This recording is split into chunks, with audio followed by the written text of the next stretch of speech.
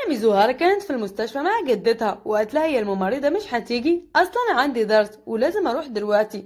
جدتها بتقول لها انت الممرضة بتاعتي وبتتفاجئ، قالت لها يلا روحي بسرعة، وبتقدر تلحق الدرس وبتفضل تتدرب. هنا بيقول لها ده احنا رايحين نتغدى تيجي معانا. ميزوهارا بتقول له اصلا انا ما عنديش وقت علشان كده لازم اكمل الدرس بتاعي. والبنت دي بتقوله بصراحة ميزوهارا بنت رائعة، مش بتفوت ولا اي درس وكل يوم بتروح عند جدتها المستشفى، وكمان في اخر الاسبوع بتيجي علشان تتدرب. عندها في اليوم 30 ساعة بتعمل فيها كل ده، وفي الاخير دول البطولة بيدوه للبنت العبيطة دي. عشان كده ميزوهارا اضطرت ان هي تكمل في شغل الحبيبة المستأجرة. وبترجع المستشفى الدكتور بيقول لها انه جدتها حالتها بتتدهور وما بقتش بتاكل خالص. هنا وهي راجعة البيت بتفضل تفكر في كلام الدكتور. قالت مش هسمح لأي حاجة تحصل لجدتي وأنا بعمل كل ده علشانها هي. وبتجيلها رسالة إنه في عندها فيلم ولازم تحضر، وبتقول ازاي هكمل في الفيلم ده وانا خلاص ما بقتش عندي طاقة. بتاخد صورة جدها وبتقوله انا فشلت من جديد، هعمل ايه دلوقتي؟ ازاي هكمل في الفيلم ده؟ بلاش تضحك لازم تنصحني. وبنرجع للماضي شوية. كانت ميزوهارا بتحب القصص جدا، وجدها كان بيجيبها للمكان الجميل ده. وبنعرف انه جدتها كانت ممثلة وكمان كانت مشهورة. علشان كده ميزوهارا قررت انه هي خلاص عايزة تبقى زي جدتها. يمكن مش هتكون زيها بس هتحاول. وكانت بتروح تاخد كل القصص بتاعتها وبتاخد السيدي كمان. هنا جات عند جدتها وقالت لها نتفرج مع بعض، بس جدتها رفضت واضطرت ان هي تتفرج لوحدها. وبتكتشف انه جدتها كانت بتمثل ادوار شريرة. تقول لها انت كذابة، انت ست طيبة، ازاي بتمثلي الادوار دي؟ هنا وهي رايحة قالت وانا في يوم من الايام هبقى زي جدتي. هنا خلاص ميزوهارا قررت ان هي فعلا هتبقى ممثلة وكمان هتبقى ممثلة زي جدتها. طبعا جدها وافق وقال لها انا معاكي وهدعمك، بس جدتها قالت لها المجال ده صعب جدا مش هتقدري تكملي. هنا قالت لها لو عايزة تكملي هتروحي الجامعة كمان. ميزوهارا قالت لها طبعا هروح الجامعة وكمان همثل. هنا جدها وعدها ان هو هيوقف جنبها، وده اول يوم ليها في التمثيل. كانت مبسوطة جدا وقالت انا هبقى ممثلة رائعة، بس طبعا ما كانش عندها فلوس كفاية. هنا وهي رايحة الجامعة بيجيلها اتصال انه جدها عمل حادث وحالته خطيرة جدا، وبتروح جري المستشفى. قالت لجدتها هو هيبقى كويس؟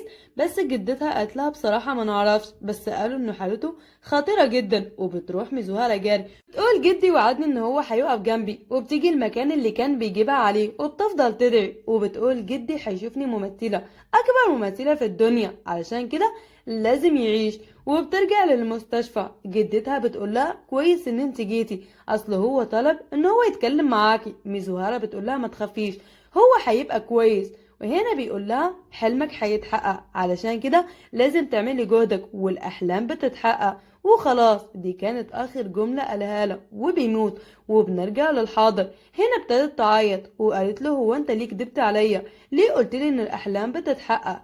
هنا الباب بيندق وبيكون كازو. ميزوهارا بتتفاجئ وبيقول لها يلا افتحي الباب بسرعة. طبعا ميزوهارا بترجع لشخصيتها القوية وبتقول له هو انت ايه اللي جابك دلوقتي؟ هو انت ما شفتش الساعة بقت قد ايه؟ بيقول لها بس انا لازم اتكلم معاكي في موضوع مهم. بتقول له بس انا مش هدخلك البيت علشان الوقت متأخر. قال لها خلاص ما فيش مشكلة هتكلم معاكي قدام الباب. وبيقول لها في تمويل جامعي وده اقتراح المشرفين هم اللي اقترحوا عليا الكلام ده، علشان كده قلت اقولك والكل بيشارك فيه. طبعا بيبحثوا عن طرق انتاج فيلم سريع، وانت طبعا حلمك ان انت تبقى ممثلة، وانا لقيت ده جميل جدا وهيناسبك اكيد. التمويل ده مدته شهر، تقدري قبل ما تبدأي توريه لجدتك وبكده هتوري معاناتك لكل الناس، وانا هجمع الفلوس ملكش علاقة. علشان كده لازم تشاركي في التمويل ده، خلينا نعمل فيلم مع بعض. بتفضل ميزوهارا تبصله كده مش بتقول ولا اي كلمة،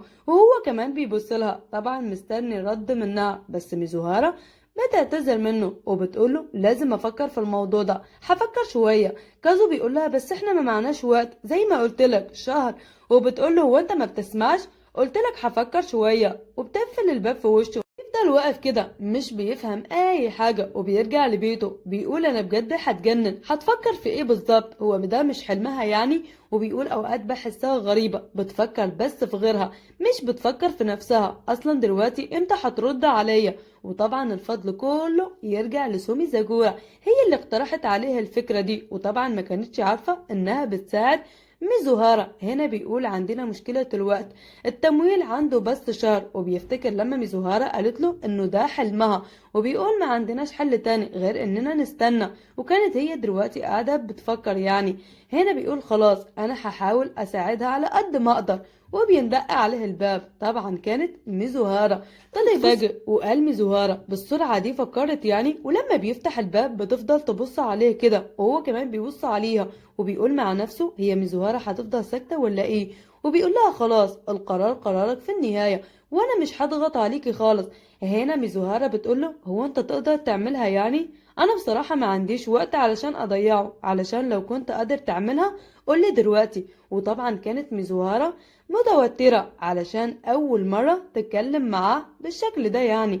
هنا قالها طبعا هقدر، انا هوريكي مهاراتي وهتشوفي انا اقدر اعمل ايه علشانك. وميزوهارا بتفتكر لما نطف البحر علشانها، وكمان لما اتخانق مع الشباب علشان كانوا بيعكسوها، يعني دائما كازو كان بيحمي ميزوهارا.